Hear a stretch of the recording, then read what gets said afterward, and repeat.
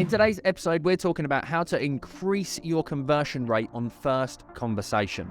Many of my community members and also students have been seeing a dip in the number of leads that are being generated due to the current mortgage market and climate. So what I wanted to talk you through is the importance of making sure that you are maximizing every single opportunity that is landing on your desk. Every new lead is an opportunity to sell, but it's also an opportunity to, most importantly, build a relationship with that client. So before we get into this one, please make sure that if you enjoyed this video, you like it, ask me a question and leave me a comment down below, and make sure that you hit that bell notification to get told about next week's episode. Every week, I want to bring you value in generating leads, increasing sales, maximizing your profit, so you can build an income, a business, and a lifestyle you love. Grab a pen, grab a piece of paper. You're going to need to write this down because you're going to walk away with actionable steps that you can utilize to increase your conversion rate on first conversation. So I want to make you aware that if you do your lead generation properly, you actually save a huge amount of effort when it comes to converting those inquiries. Because there's two types of ways in which you can get clients. They can come to you, i.e. you attract them through social media, through content marketing, through your personal brand, through networking, and through referrals and recommendations. They're generally much easier to convert because there's less competition. You've been referred, you've been recommended. Perhaps they built a relationship with you through social media, through your consistent content marketing efforts. That means there is really no sale because you're seen as the expert and the person that is going to be looking after them and taking care of their service. Now, if it is coming the second way, which is through marketing and through brand awareness, such as SEO, such as Google ads or Facebook ads, then you're going to find that that is much harder to convert. If you're buying leads from third-party providers like Unbiased or a generation website like Money Supermarket, for example, you're going to find those are more competitive and, again, much harder to convert because there is no relationship. So I'm going to focus mostly on this part of the process because that's the part that is the hardest part. If you're buying leads, if you're utilizing marketing on Facebook or on Google or running LinkedIn ads or TikTok ads, you're going to find those leads harder to convert than the ones that come through the free and organic and attraction-based methods. Howdy team, thank you very much indeed, and I hope you are enjoying this episode. Please go over to my Instagram. There is a link in the show notes for you and in the description where you can go straight through and see behind the scenes, real live footage of a day in the life of Gary Das. You'll see me, you'll see my team, you'll see things that we are doing consistently to generate leads, increase sales, and maximize profit. And we show you how you can earn more, work less, to live a lifestyle you love. So head over to Instagram now. I'll see you there in the comments, in the DMs, or in the stories. So the first thing you need to do when converting those leads is make sure that you're calling them as soon as the inquiry hits your inbox. I assume that you're getting them via email. You need to be on that phone within 5 minutes. If you're not, then they're potentially going to go to another website, submit another inquiry, and that lead is lost. Speed is of the essence. Unfortunately, due to Amazon with one-click purchase, the short-form content that is now being thrown at you with 10 to 60-second clips, everybody wants everything super fast. So people have less patience than they have ever had before, which means you need to act fast. If you don't, the lead is going to somebody else. The second point is as soon as you get onto that phone to the individual, the most powerful thing you can do is ask, simple question I always ask, how can I help? And you need to get to the bottom of why they booked that phone call with you. That is the first part of the sale. If you're not clear enough on why they are on the phone with you, what their pains are, what their troubles, their challenges, their issues are that they are facing right now, as well as understanding how that's going to impact them in the future, you are going to not build the relationship that you need with them. Up until the point of that conversation, they had no idea who you are.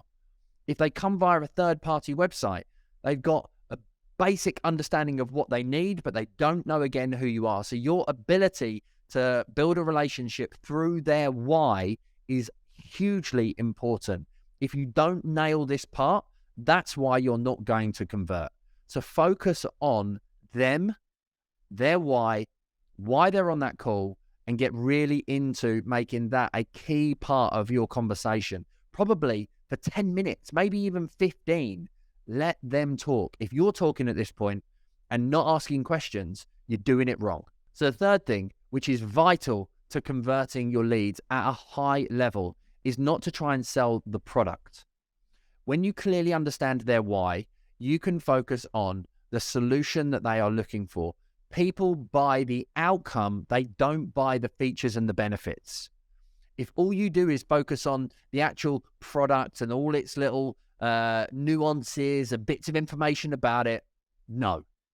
They want to know the outcome. What's in it for them? How are you going to help them move them from A to B? They don't care about the middle.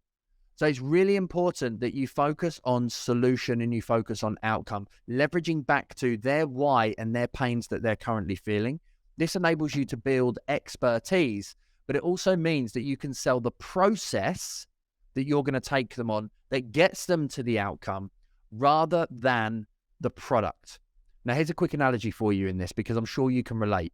If we sat there today and you said to me, Gary, I want to lose a stone, right? And I said, okay, no problem at all. We're going to devise a 12-week plan. It's going to involve you going through losing 1 pound per week. What you've got to do in order to be able to do that is slowly over a period of time, we're going to reduce your calories, which means you're going to be eating less and you're going to actually have less energy. I'm also going to want you to do 10,000 steps initially, that during the course of that 12 weeks, as your metabolism adapts, I'm going to want you to start running and also cycling and lifting weights. You've never been to a gym before, but I need you to go to the gym 3 or 4 times per week.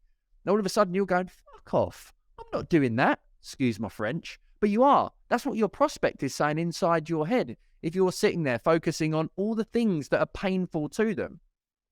Whereas if you turn around and focus on the outcome and say, okay, I've got an absolutely amazing 12-week plan for you. What it's going to do is it's going to give you that body that you really want. You've got your holiday coming up. You want to go away in your Speedos and your budgie smugglers looking absolutely amazing. You want to be the envy of everybody else around that pool, and make sure that you feel confident to walk out there, drop your towel on the floor and do a nice little powerful pose to everybody around the pool. There's going to be some challenges along that journey, but don't worry. We're going to go through it step by step. It's going to be super easy. It's going to get you to that dream outcome that you're ultimately looking for. And we're going to do it in the simplest and easiest and quickest way. Now, you're not misleading somebody, but you're focusing on the outcome rather than the process of actually getting there. People don't really care about the how. If they get clear enough on the why, then as long as you know that you can deliver the outcome that they're seeking, it's vital to focus on that. The fourth and final part is really important in terms of future pacing what's going to happen next. You need to make sure that they are bought in and they've acknowledged everything up to that point.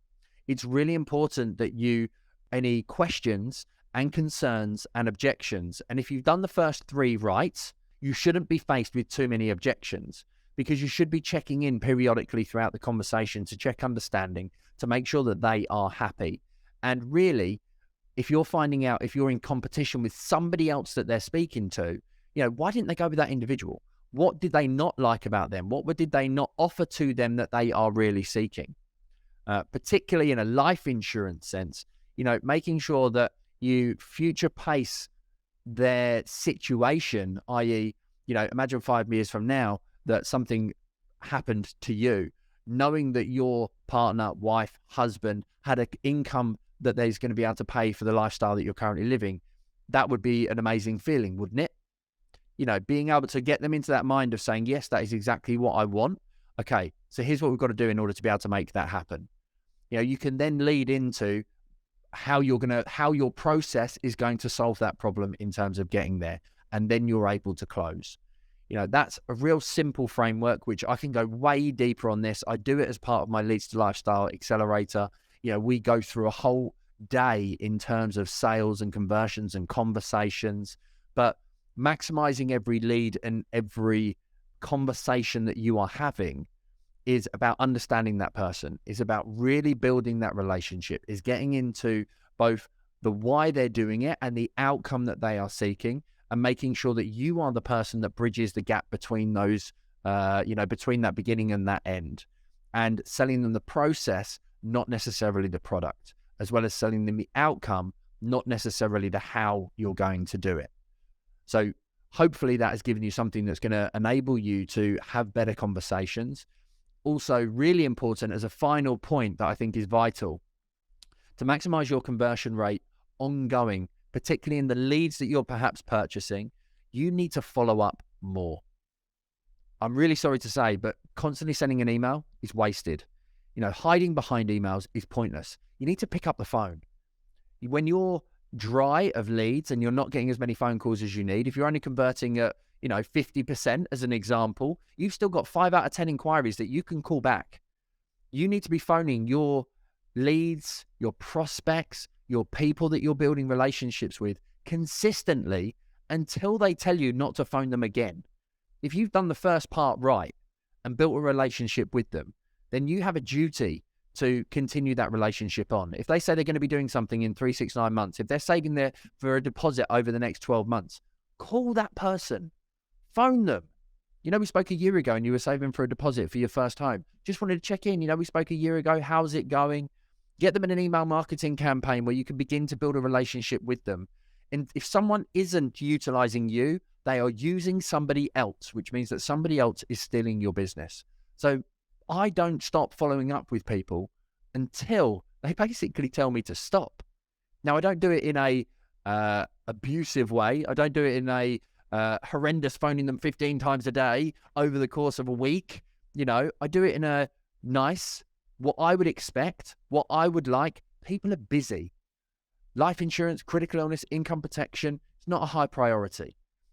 Mortgages, as an example, if you haven't got the income yet, if you haven't found a home yet, it's not a high priority. But I guarantee, as soon as that deposit's saved, as soon as their early repayment date is coming to an end, as soon as somebody wakes up in the morning and their jeans are too tight, that pain and challenge and problem is all of a sudden interesting and desired to them at that point in time. So maintaining the relationship over time and constantly maintaining contact also increases your conversion thereafter. And all you've got to simply do is say, hey, happy for me to give you a call in a month, 3 months, 6 months, 9 months, and then just have a CRM system that does that follow-up for you. Thanks very much indeed for tuning in to this week's episode. I hope you found it hugely valuable. As always, I welcome any feedback whatsoever. Look forward to seeing you on the next one. Remember, now's the time to become pro.